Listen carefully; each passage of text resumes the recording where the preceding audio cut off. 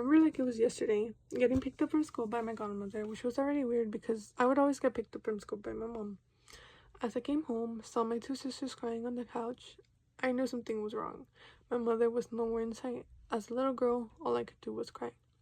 As someone who has gone through family separation at just a young age, I know there's a lot of people at Mission that have gone through, are going through, or know someone that has gone through a similar situation. As I grew older and saw situations of these rising, I wanted to learn more about what this was about. So today I would like to share all the information that I gathered about how family separation has a big impact on families, specifically on children. First, I will talk about the effects on the children, and then I will talk about the shelters they are placed in because of family separation. So first and foremost, children are the ones that do the most suffering when it comes to being separated. So according to American Bar Association, there was records showing that in 2018, just in 2 to 3 months, there were more than 2,000 children that were separated at the border from their families. That's crazy. Can you just imagine how many children are separated from their families at the border in just a year? It's a crazy amount. I have a graph right here that I want to share with you, that I want to focus on the blue, which is family separation.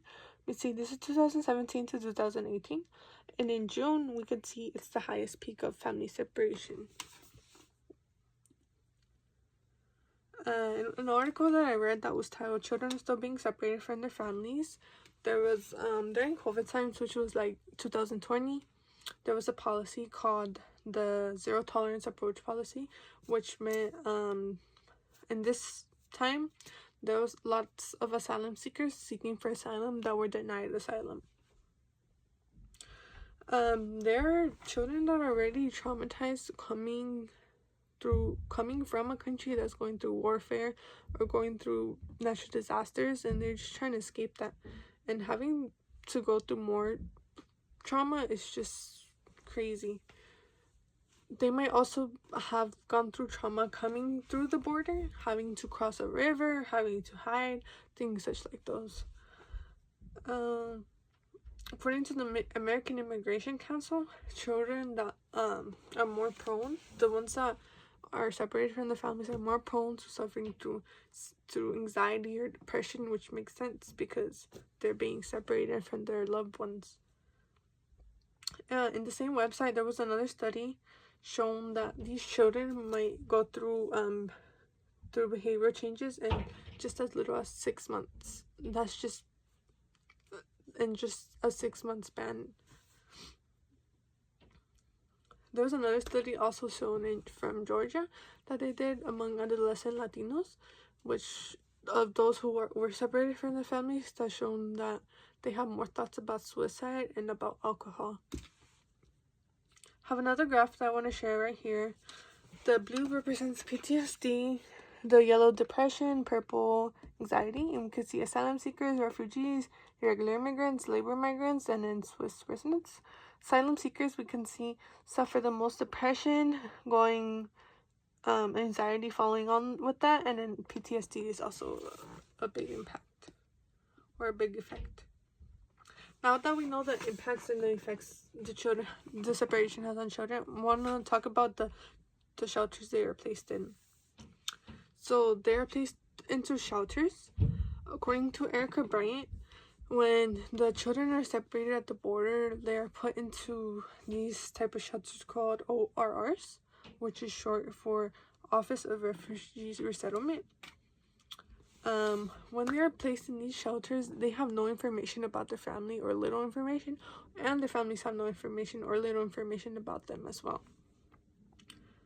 This is very terrifying and very scary for the children because they know nothing about their loved ones.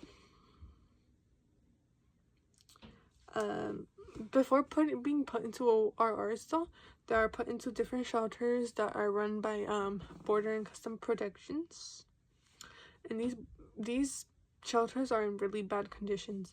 As the pictures that I'm about to show, you could see how these are super crowded. super crowded. They have aluminum as blankets, and it's really unhygienic. So I'd like to end this speech just by giving you a recap of everything that I went through. I have shared with you all this meaningful information that shows how family separation impacts the families, specifically children. I explained how children suffer as a consequence of family separation and all the bad conditions they are put through. Families are still being separated through this day. Some children in these shelters still have no information about their family. Something has to be done about this. We have to keep families together. Thank you.